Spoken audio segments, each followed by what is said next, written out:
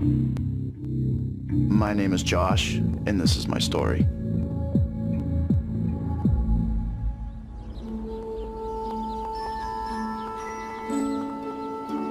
The house that I grew up in, it was an old house. The house was built in the 1800s, and then they added in the shed out back. We had a great little neighborhood. There was always something to do, and there was always kids to play with. We played morning, noon, night. It was a great time as a kid.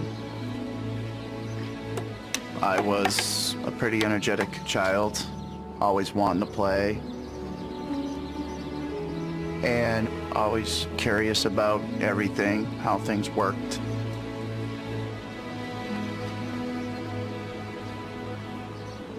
Hey, buddy. Push? Yeah. Okay, Joshy. Here we go. Family life for me and for us as a family was nice. Everything was happy. Everybody was healthy. It was good. I was very happy-go-lucky as a child. Everything just kind of rolled off my back. Everything was nice. And then something went wrong. Hold on.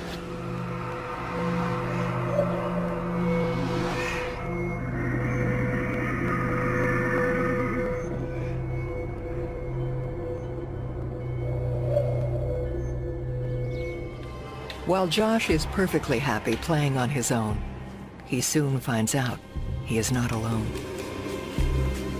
I was playing right in front of our shed. We had a nice little play area between the house and the shed.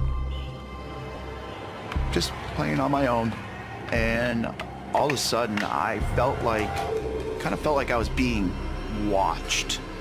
And I sensed something was there. So the moment I turned around and looked over my shoulder, that's where, on the peak of the shed, there was a boy just standing there, staring straight at me. And he just had this blank look to him. Josh is afraid to move. His skin, he was like a pale white, but even worse, his eyes were just pitch black. Mom! Come over here! What's wrong? There's a boy up there! I don't see anyone. He just vanished.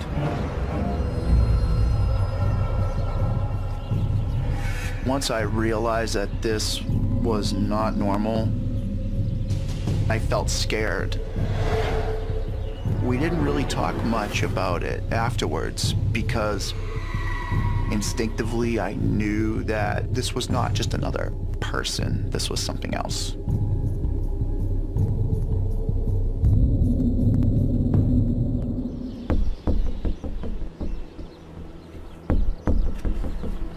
Josh turns to his dad for help. I would smudge the entire house. I would go outside. I'd start in the center of the land, and I would work my way to each of the directions, north, east, south, and west. I always felt as though I could protect my family. Cleansings can anger spirits mainly because they know they're almost being pushed out the door. So quite often they'll fight back harder because they understand that they're trying to be cleared out. His efforts seemed to only provoke the energy within the house. It wasn't really effective. And things just went downhill.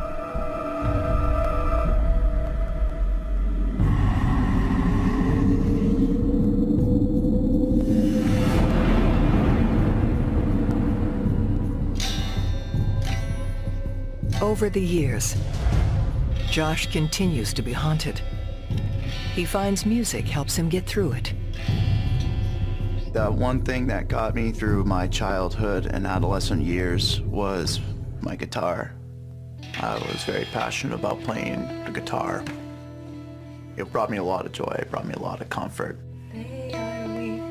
Anytime feeling any type of darkness, I would pick up the guitar, turn it up louder, and just did whatever I could to distract myself from that house. Like that. Okay. But for Josh, the energy in the house is becoming increasingly dark and powerful. The house never really had an aura or anything that was of light. It was always pretty dark. The energy in the whole top floor, I felt I always had to combat with more lighting.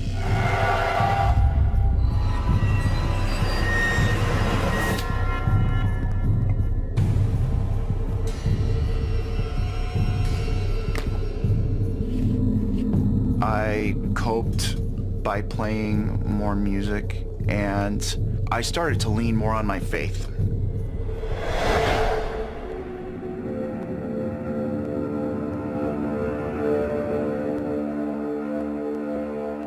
One night the spirits return, this time with a message.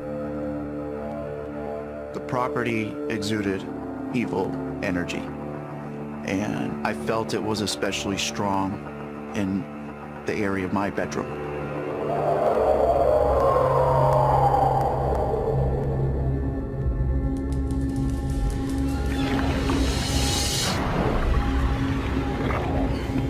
All of a sudden, it felt like I was woken up to just these hands pushing down on my body.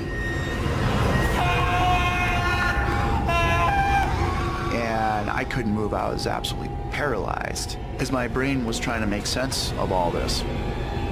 That's when I made out the silhouette of a man at the edge of my bed.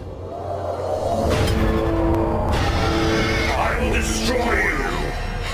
He was staring straight at me, but he did it in such a way where he didn't want me to see his eyes. He was really tall, and he had the most evil grin I had ever seen. I will destroy you! I will decimate you and your family!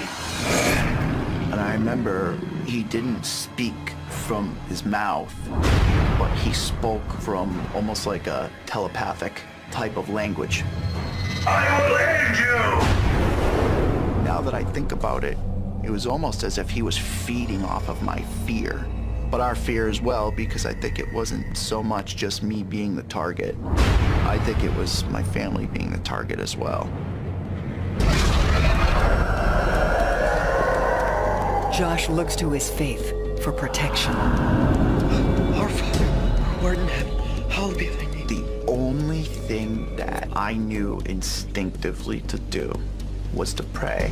Our Father, who art in heaven. I started praying the Lord's Prayer, and as I was saying it, and it was as if though he just kept taunting and taunting. Your prayers will do nothing! Our Father, who art in heaven, hallowed be thy name. Thy kingdom come, thy will be done on earth as it is in heaven. Give us this day our daily bread, and forgive us our trespasses, as we forgive those who trespass against us.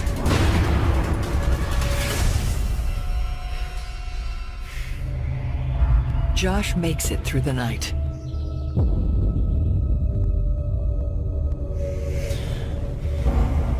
If evil had a face, I saw it. Full representation of evil. Scared the hell out of me. Mom. I finally told my mom what had happened, and she believed me. Is everything okay?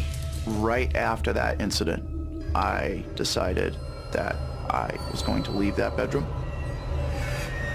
and move into another part of the house.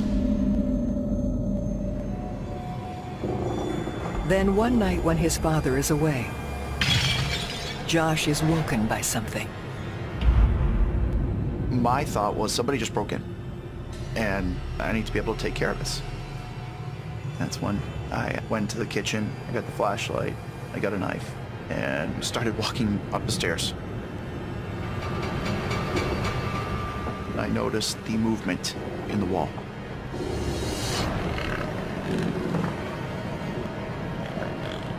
That's when I saw the back of that creature. I thought it was an animal. It was no animal. And I can still see it, just like it was yesterday.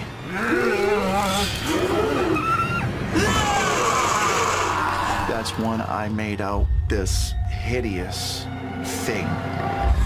I could see the muscles moving, I could see the spine, and it had almost like a leathery type of gray skin. Josh finds out this creature once tormented his father as well. It had a smooth skin, more of a grayish kind of color, and it was moving. And I estimate that it was about a 2-foot radius. It was like a guardian of something deeper, something more powerful, more evil. When I saw it, I turned around and I jumped off the top of the stairs. I said, Mom, we need to get out of here right now. Gripped by fear and operating on adrenaline, he rushes his mother out of the house. We were absolutely terrified. My mom was praying. Whatever it was hell's reject, and it somehow ended up in my house. It was something that wasn't afraid to show itself or be caught by Joshua. Come on. We had reached our breaking point, and it was time to move out of that house. When you start to see bad luck happening, it's time to move on.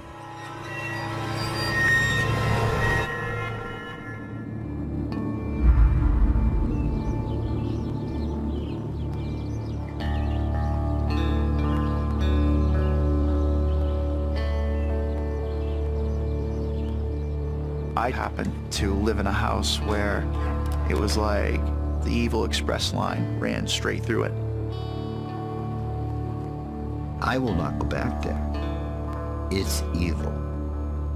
I can say if there were several portals to hell, this was one of them. There isn't a day that goes by that I am not affected by what I saw. I think we dealt with it for so long because my mother had a love for that house, and she did her best to make it home. These experiences have certainly changed my mind about things. They have certainly changed my mind about the other side. That's why I was able to develop such a strong connection with the Lord, because of the events in general. It helped me to understand that there are other realms and dimensions. No, it didn't destroy me. I wouldn't let it. No.